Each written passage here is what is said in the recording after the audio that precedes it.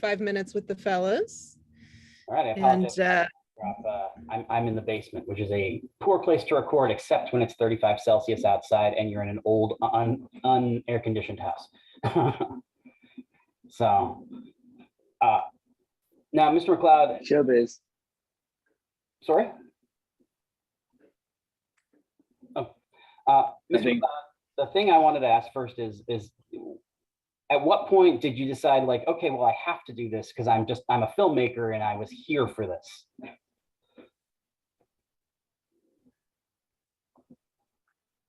I'm so sorry, you were breaking up there. Can I get that question? Yes, give me just a second.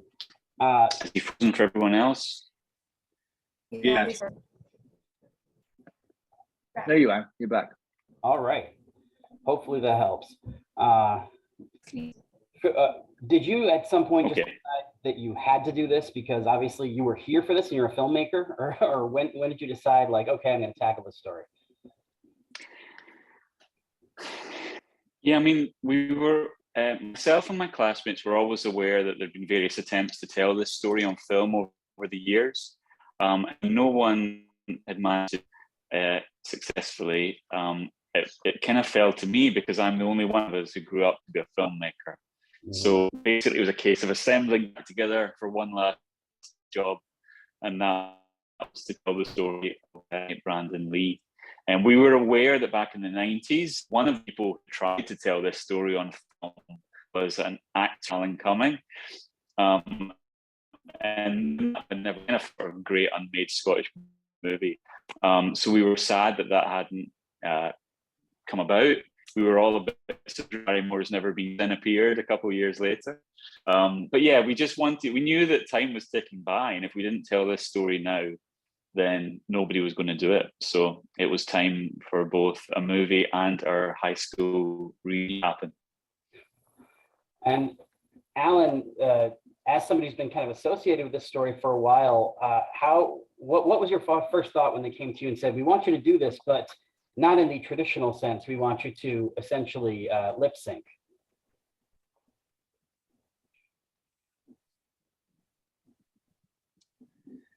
Oh, I couldn't quite hear you, but I think you said, what did I think when Jono said, well, you want me to lip sync this role? Yes. Yeah. Yes. Well, I mean, it was sort of a blur actually when he asked me, because I remember thinking, what a coincidence! I was going to play this character, and of course I didn't know that I didn't know this about him, that he was so involved in the story. And I thought, oh gosh, I had this connection too. And he was like, yes, I know. I did some research. I'm aware. And so I didn't quite grasp the whole lip syncing part for a while. I just sort of, I don't know, it kind of just, I was so taken up with, how exciting, I'm going to play this character that I was going to play a quarter of a century ago. But the more we talked about it, and the more I understood about the thing, I guess it was one of these things I just sort of thought, I'm going to do this. And I got the tapes. And then, I listened to it, but I just thought, oh my God. It's one of these things that, when you think you've got something really scary to do and you don't really, you sort of pretend it's not happening until you actually have to do it. It was sort of like that. Mm-hmm. And then all of a sudden there I was in that terrible wig, which is actually my own hair, actually doing it in real life. Jono, is there some part of you that kind of wishes that everybody going into the movie didn't know you were there? Because the beat in the film where that's kind of revealed is really funny. Yeah, I don't want to be doing this promo, man. I'm doing it against my will. I had to do an intro for the film last night here in LA, and I've never introed the film before because I'm a walking spoiler. So sorry, guys. Forget you ever saw my face. I'm going to use some Brandon mind tricks on you. But it was just, I mean, at that moment when you find out that I made the film, it's kind of a classic moment in the film for me because it's so much about my connection with Carol and Alexis, my old school friends, probably the two of my classmates that I kept in touch with the most, and that kind of camaraderie and humor and connection that we all have is what I've tried to kind of capture in the film.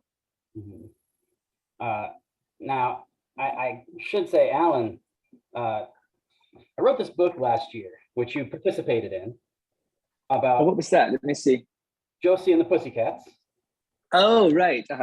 And in there, you also played a person who very much transformed and fooled his high school sweetheart. So I just forgot about for that. me, this is just another Alan Cumming classic. What was it that you originally? I've got the same hair. That's true. I have That's the same hair as him too. what was it you originally found so compelling about this character the first time when you were going to do it as a narrative film? I think the idea of going back and to doing a do-over on your high school years is really fascinating to me.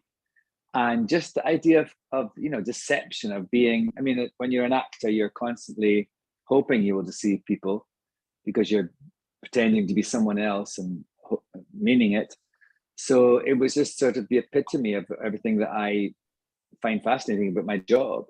Mhm. And also just how, that hiding in plain sight is something I'm also really fascinated about, because I think, we all are in denial, or we all somehow choose not to see certain things about situations in our lives. So all those things were what fascinated me about this person. But I didn't make that connection about what was my name again? Wyatt Frame. Or what asked Wally? Do you know that reference, Jono? Do you know that reference? I've never seen Josie and the Pussycats. I need to see it. I Well, didn't so realize there's it was a high school movie, or I would have watched it. So well, it isn't really, but at the end, Parker Posey and I, it turns out we went to high school together. We both reinvented ourselves, and we didn't know. Well, What a great, clever reference. Well, well done. It's something that obviously is. I thought I was good putting all the high school movie references into this film. Well, I know that I should wrap very quickly, so I should ask you one last thing, Jono. With telling a story like this, like, it is inherently personal. As a documentarian, how do you kind of balance the needs of what you're doing versus wanting to put some of your personality in?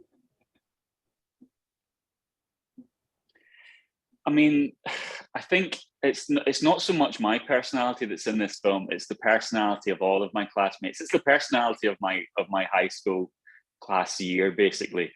That's what we've kind of managed to capture in a bottle, I think. So that what people seem to be responding to isn't so much what I've done as what it's reflecting back to them in their own high school memories. And I'd really love people to see the film and remember all these characters as people that they went to school with too. And for all you know, there was a Brandon Lee in your school too. Thank you, gentlemen, so much. I really appreciate it. I can't wait to sit down and watch this again, actually, because I'm the kind of person who loves these stories that are endlessly fascinating, but that nobody would really know if not for one person deciding, like, oh yeah, I really got to get this out there. So thank you so much. I appreciate it. Alan, thanks. Next year's book is about Zero Effect, so I may bother you again. Oh my God. I'll be here. Have a great one, gentlemen. Thanks so much. Take care.